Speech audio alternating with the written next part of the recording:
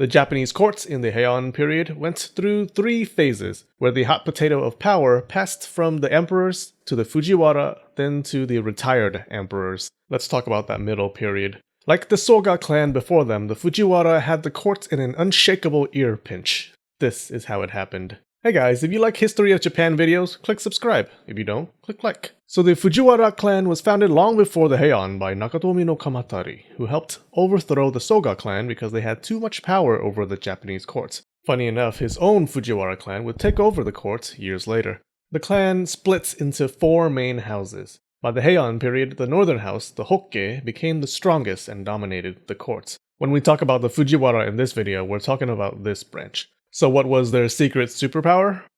Ladies. It became customary for emperors to marry Fujiwara ladies. Now, I know what you're thinking. Poor emperors, what if they were into non-Fujiwara ladies? Don't worry, they could have multiple consorts. They just had to make sure the main consort was a woman of imperial blood or a Fujiwara.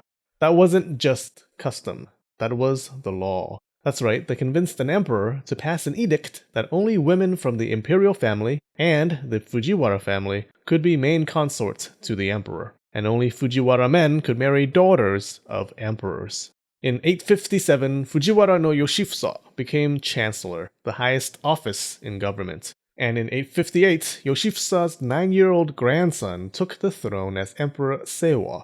Because the emperor was so young, Yoshifusa basically took control and unofficially ruled in his stead. And then in 866, something happened that you wouldn't think would be that important. One of the gates of the imperial palace burned down. Different factions and courts hurled blame at each other like your parents after you bring home your boyfriend with the face tattoo. But in the end, an investigation pointed to the old Otomo and Ki clans, and they suffered a serious exile of their ranks. The Otomo and Ki were ancient clans. They were the old guard, the major opposition to the Fujiwara, and they had just been removed from the board.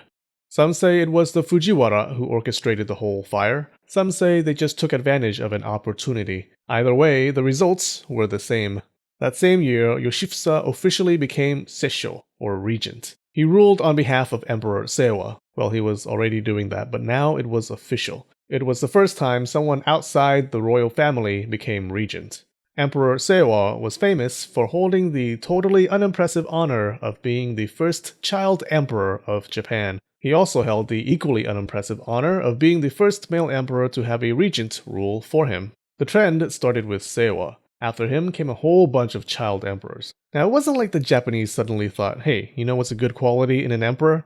Bedwetting. No, it shows us that the throne's power was slipping. In previous times, when the heir was too young, usually the mother or sister would rule until the child came of age. That's why we had a bunch of empresses in the Nara period. It kept the power potato in the hands of the imperial family instead of an outsider regent. But if you were a Fujiwara at the time, you would have preferred emperors who were easy to control. Child emperors.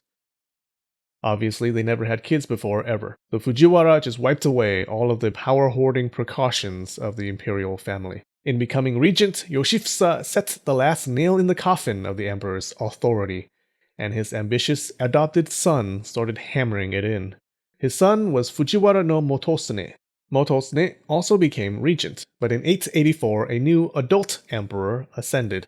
A regent was only supposed to rule on behalf of a child emperor. He would have had to step down. Well, he solved that problem by creating a new title, Kanpaku. So, what did a Kanpaku do? A SESSHO was a regent for a child emperor.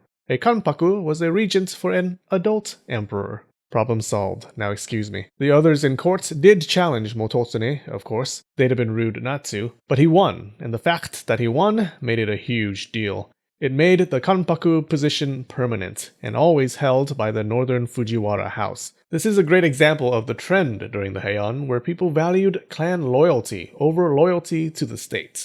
The northern Fujiwara house, the Hokke, became known as the SEKANKE, or the Regent's house. Fujiwara power became entrenched for the next 200 years. They took advantage of how Heian marriages worked. In Heian Japan, the emperor's eldest son was not automatically the heir. It was the emperor's choice. Usually the heir came down to the prince with the most support in court, and since the Fujiwara controlled the court, the heir was usually a Fujiwara. Also, within the Heian aristocracy, children were raised in the household of the maternal grandfather. That is, they were raised by the mother's side. So you had a situation where emperors married Fujiwara women, and their potential heirs were then raised by the Fujiwara clan. A clan that raises future emperors is a clan that succeeds, as I always say. There were challenges to the state of things from time to time, like the sad story of Sugawara no Michizane. Michizane was a rising star in the court, rising all the way from an insignificant clan to a senior position in court. He had the backing of the emperor, who groomed him to be the immovable object to the Fujiwara unstoppable force. Though Michizane himself thought someone as lowborn as him had no business being in a position so high. He was also a really good poet. Fearing a strong enemy, the Fujiwara accused Michizane of conspiracy. He was demoted, exiled, and the immovable object moved 6 feet under. Strangely, in the years following his death, the Fujiwara household was struck by misfortune and by lightning. A disastrous lightning storm killed and injured some people. Similar to what happened with Empress Toku, people blamed Michizane's spirit for the storm. Fearing the spirit, the court unexiled Michizane and restored his rank. This was common back then, actually. People thought the dead liked to take revenge and tried to appease them. But you know, the living liked to take revenge too. Why wait until after he died? Michizane's spirit got the last laugh, though. A cult developed around Michizane. People began to worship him as a kami, a god. First as a kami of thunder and lightning, then as a kami of learning and education.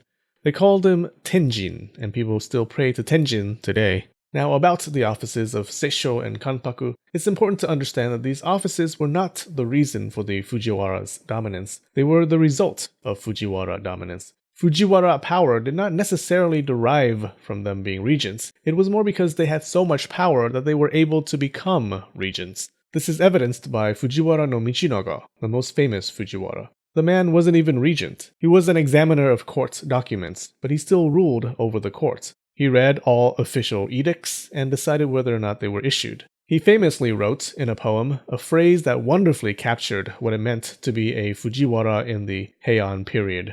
"When I reflect, this world is indeed mine." Hey, want to get rid of that pesky ad bar in the videos? Help me get to the next goal on Patreon and it goes away. For more Heian Japan, click on the videos on the side here. I want to thank our new patrons this week, Ismail Valin, or Izzy as we call him on Discord, and Karen DeWitt. She's caring and witty. Sorry. Alright, much love guys. Spread the knowledge.